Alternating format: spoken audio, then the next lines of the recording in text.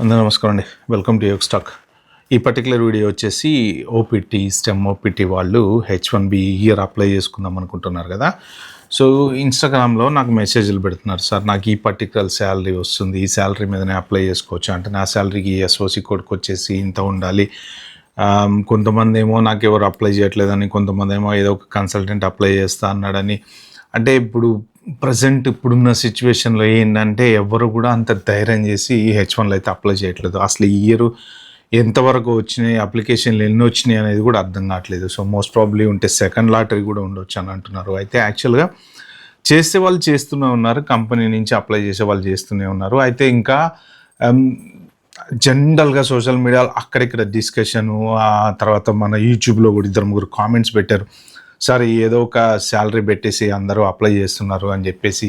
అదొకటి. Plus port of ఎంట్రీలో రీసెంట్గా అంటే నాకు ఒకళ్ళు అప్రోచ్ అయ్యారు పర్సనల్గా, నేను డీటెయిల్స్ అయితే చెప్పను కానీ పోర్ట్ ఆఫ్ ఎంట్రీలో అన్నీ బాగానే ఉన్నాయి కానీ డిపోర్ట్ చేసి పంపించేశారట. అంటే ఎందుకు డిపోర్ట్ చేశారనేది కూడా అర్థం కావట్లేదు అనమాట. సో అంటే కరెక్ట్ జాబ్ ఉంది, ఎంప్లాయర్ ఉన్నాడు, ఎంప్లాయర్తో మాట్లాడుతా అన్నారు. మరి ఏ పర్టిక్యులర్ రీజన్ కింద ఏది డిస్కస్ చేద్దామన్నా కూడా నేను మాట్లాడినంటే అంటే ఆఫీసరు నేను మాట్లాడాను అన్నట్టు, మా ఎంప్లాయర్తో మాట్లాడమంటే మీ ఎంప్లాయర్తో కూడా నేను మాట్లాడినా అన్నాడంట. అబుదాబి పోర్ట్ ఆఫ్ ఎంట్రీలో జరిగిందట ఇది.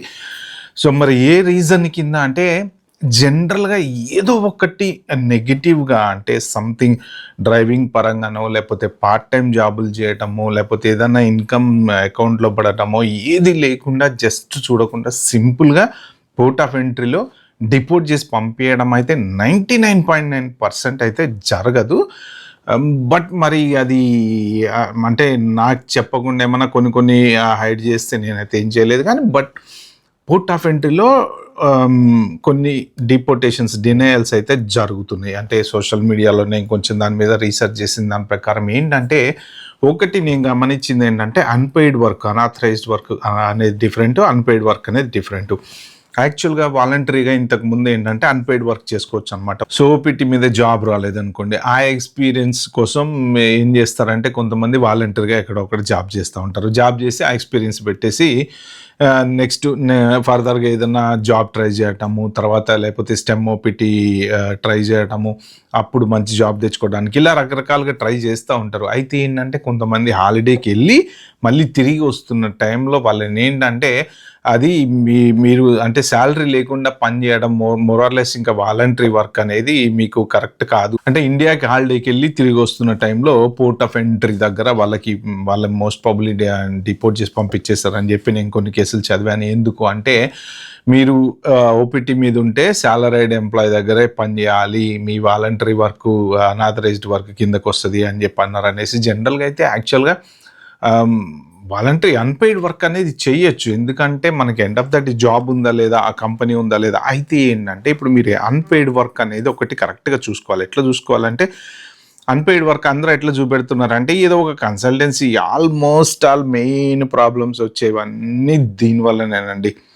జెన్యూన్గా మీకు జాబ్ లేదు అన్నప్పుడు ఏంటంటే ఖచ్చితంగా మీరు ఏదో ఒక స్టాఫింగ్ ఏజెన్సీనో, కన్సల్టెంటో, ఏజెంటో ఏదో ఒకటి వాడతారు. ఎందుకంటే వాళ్ళకి కూడా ఇలాంటివన్నీ చూసి చూసి చూసి చూసి చూసి డ్రామాలన్నీ అర్థమైపోయినాయి అనమాట.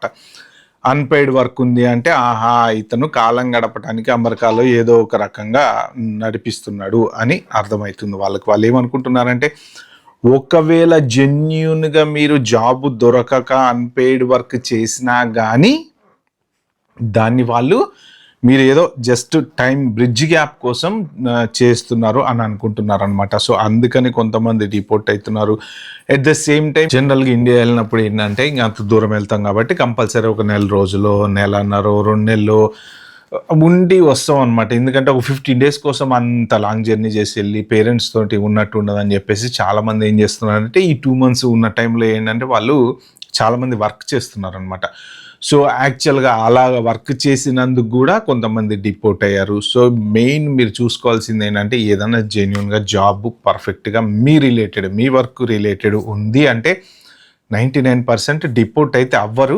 మరి ఈ పర్టికులర్ ఇన్సిడెంట్ ఎందుకు జరిగింది అనేది నాకు కూడా అయితే ఏం అర్థం కాలేదు. నేను కూడా సోషల్ మీడియాలో చదవడానికి ట్రై చేసా కానీ చాలా చోట్ల రీసెర్చ్ చేస్తే నాకు ఎక్కడ ఏ రకమైన కూడా అన్నీ జెన్యూన్గా ఉంటే మిమ్మల్ని డిపోర్ట్ చేయడం అనేది నాకైతే ఏం దొరకలేదు. బట్ మీకు ఎవరికైనా ఇలాంటి సిచ్యువేషన్ ఎవరైనా మీరు మీ ఫ్రెండ్స్ దగ్గర అక్కడిక్కడ ఇంటే మాత్రం కింద కామెంట్లో మెన్షన్ చేయండి.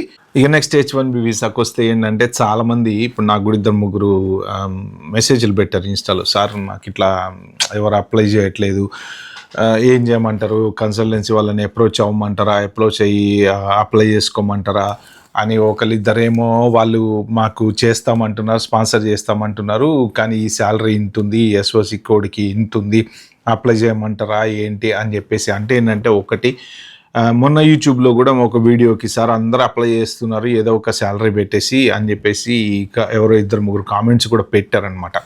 ఫస్ట్ థింగ్ మీరు గుర్తుపెట్టుకోవాల్సింది ఏంటంటే యాక్చువల్గా మనము ఇళ్ళ లగ్గానే పండగ కాదనే సామెత ఒకటి ఉంటుంది చూసారా, ఆ టైపులో ఇప్పుడు మీరు ఏదో ఒకటి పెట్టేసి అప్లై చేస్తారు, సెలెక్ట్ అవుతారు, తర్వాత మీరు మళ్ళీ USCISకి పిటిషన్ అప్లై చేసుకుంటారు కదా, అప్పుడైనా సరే వాళ్ళు సైట్ ఇన్వెస్టిగేషన్ చేసినా, మీ ఇన్ని రోజుల నుంచి మీ ట్రాక్ రికార్డు తవ్వినా, లేకపోతే మీరు సరిగ్గా జాబ్ చేశారా చేయలేదా అని తెలిసినా, క్లయింట్ లేదు అని తెలిసినా ఆబ్వియస్గా డినై అయితే చేస్తారు కదా. అప్పుడు ఏం చేస్తారు మీరు నెక్స్ట్? ఒకవేళ డినై చేశారు, వాళ్ళు ఇవ్వలేదు అన్నారు, లేదు కౌన్సిలర్ ప్రాసెసింగ్ ఇచ్చారు, లేకపోతే ఏదో ఒకటి చేశారనుకోండి, ఏం చేస్తారు మీరు? స్టాంపింగ్కి వెళ్తారు ఇండియాకి, అక్కడ వాళ్ళు చెక్ చేస్తారు, ఓకే స్టాంపింగ్ దగ్గర ఏదైనా జరగచ్చు, సో జెన్యూన్గా జాబ్ ఉంటే అప్లై చేసుకోండి, లేదు అంటే మీరు మళ్ళీ ఫర్దర్గా వేరే ఆప్షన్ అయితే ఏదన్నా ఎత్తుక్కోండి. కానీ బట్ మీరు ఫేక్గా చేసేసి ఏదో ఒకటి శాలరీ పెట్టేసేసి మనం అప్లై చేద్దాము, లాటరీలో వస్తే చూసుకుందాము. చాలామంది ఏమనుకుంటున్నారో తెలుసండి, ఫస్ట్ ఆఫ్ ఆల్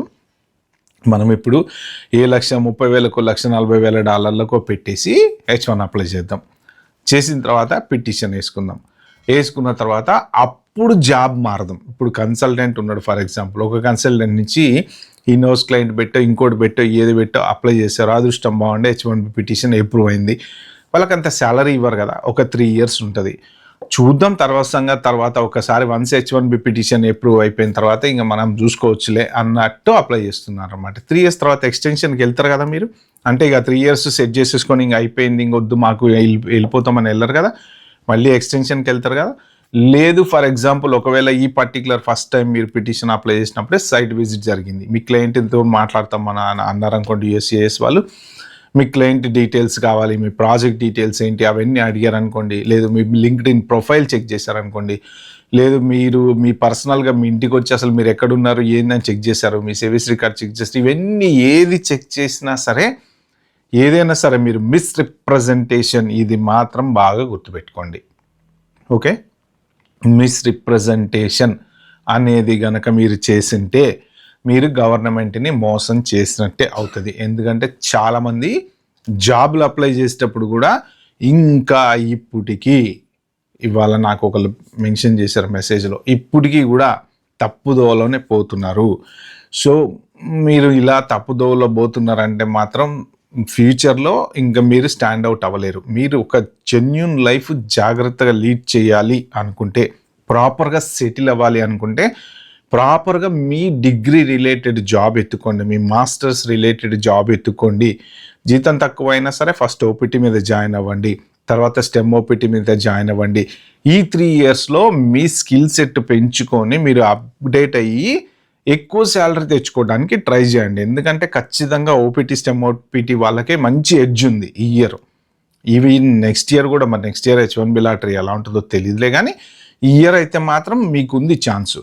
కానీ మీరు ఒక్కవేళ రాంగ్ వేలో వెళ్ళి H1 కొట్టడం కోసం మీరు ఏదో ఒక శాలరీ పెట్టేసి అప్లై చేసుకుంటే మాత్రం ఏమవుతుందంటే, USCIS వాళ్ళు కనుక మీ పిటిషన్ రిజెక్ట్ చేస్తే అప్పుడు మీ స్టోరీ ఎండ్ అయిపోతుంది అక్కడికి. ఎందుకంటే ఫర్దర్గా అట్లీస్ట్ ఇంకో 2 years STEM OPT అన్నా చేసుకున్నట్టు ఉండదు. వాళ్ళు ఒకసారి డినై చేశారనుకోండి, నాది H1B డినై అయిపోయింది, STEM OPT మీద కంటిన్యూ అవుతాం అని అంటారా? అనలేరు కదా. సో ఆబ్వియస్లీ మీరు డినై అయిందంటే ఇంక వెళ్ళిపోవాల్సిందే. సో వేరే ఆప్షన్ ఏమి ఉండదు. సో ఫర్దర్గా నెక్స్ట్ కొత్త ఈ OPT రూల్స్ కూడా కొత్తవి ఈ ఇయర్ స్టార్ట్ కాబోతున్నాయి అని చెప్పేసి అప్పుడు ఫెడరల్ లిస్టులో పెడతామన్నారు. అవన్నీ ఇంపాక్ట్ అవుతాయి. ఏంటంటే మీరు ఏదో ఫ్యూచర్ ఊహించుకొని మంచిగా సెటిల్ అవుదాం అనుకున్న వాళ్ళు ఇబ్బంది పడాల్సి వస్తుంది. కాబట్టి ఏంటంటే జెన్యూన్‌గానే ఉండటానికి ట్రై చేయండి. ఎక్కడ ఏది ఫేక్ చేయకండి. ఎందుకంటే హెచ్-1బీ కూడా ఆల్రెడీ ఇప్పుడు ఒక కంపెనీలో ఒక అడ్రస్‌లో 19 కంపెనీలు ఉన్నాయని చెప్పేసి ఆమె ఎక్స్‌పోజ్ చేస్తుంది. ఆమె సరా అనేటి ఆమె క్లియర్‌గా చెప్పింది. ఈ డీటెయిల్స్ అన్నీ మేము యూఎస్‌సిఐఎస్‌కి ఇస్తామని. సో, అంటే యూఎస్‌సిఐఎస్ వాళ్ళ దగ్గర ఎనఫ్ ఇన్ఫర్మేషన్ అయితే ఉంది. ఫ్రాడ్ బాగా జరుగుతుంది అని. కాబట్టి ఏంటంటే వాళ్ళు ఏ పిటిషన్స్ అయినా సరే డీప్‌గా చెక్ చేస్తారు. ఇప్పటికి 2025లో నాకు ఇప్పుడు ఇవాళ కూడా 3 మెసేజ్‌లు పెట్టారు ఇన్‌స్టాగ్రామ్‌లో. 2025లో హెచ్-1బీ పిటిషన్ అప్లై చేసాం సార్. ఇప్పటి వరకు నో ఆన్సర్. మీకేమన్నా తెలుసా అని. చాలామంది ఉన్నారు అలాగా. నాకు ఈమెయిల్స్ పెడతా ఉంటారు. అప్పుడుది ఇంకా రాలేదు అని చెప్పి. అంటే మీరు అప్పుడుదే రాలేదంటే ఇప్పుడు ఈ ఇయర్ అప్లై చేసుకునే వాళ్ళది ఇంకా ఎలా ఉంటుంది అంటే వాళ్ళు ఎంత డీప్గా చెక్ చేస్తున్నారు చూడండి. ఇక రాకపోవడానికి రీజన్ కూడా చాలామందికి తెలుసో తెలీదో మీ కన్సల్టెంట్లు ఎవరైతే ఉంటారో వాళ్ళకి ఆర్ఎఫ్ఈలు ఇచ్చి ఉండొచ్చు. ఏదో ఎవిడెన్స్ కోసమో క్లయింట్ లెటరో ఇంకోటో మరి వాళ్ళు మీకు చెప్పట్లేదేమో. అది తెలుసుకోండి ఫస్ట్. ఓకే ఫ్రెండ్స్, ఇది నేను చెప్దాం అనుకుంది. ఎస్పెషల్లీ ఏంటంటే ఓపీటీ, స్టెమ్ ఓపీటీ వాళ్ళు ఎవరైనా సరే పోర్ట్ ఆఫ్ ఎంట్రీలో కొంచెం జాగ్రత్తగా ఉండండి. ఎక్కడ అనాథరైజ్డ్ వర్క్ చేయమాకండి, పార్ట్ టైం జాబులు చేయమాకండి. ఓకే, ఫేక్ పేరోల్స్ రన్ చేయకండి, ఫేక్ పాస్పోర్ట్లు పెట్టి జాబులు అప్లై చేయకండి. ఇవన్నీ ఎందుకు చేయొద్దు అంటే మీరు జాగ్రత్తగా మీ ఫ్యూచర్ని సెక్యూర్ చేసుకోవాలంటే. లేదు నేను షార్ట్ కట్లో ఏదో ఒకటి చేసుకుంటా, నాకు డాలర్లు సంపాదించుకోవాలి, వాళ్ళు నన్ను డిపోర్ట్ చేసినా పర్లేదు, డిపోర్ట్ చేసే వరకు మాత్రం ధైర్యంగా నేను చేసుకుంటా, ఏం కాదులే అని అనుకుంటే మాత్రం మీ ఇష్టం. నేను చెప్పగలిగేది అయితే ఏం లేదు. Okay friends, bye, have good day.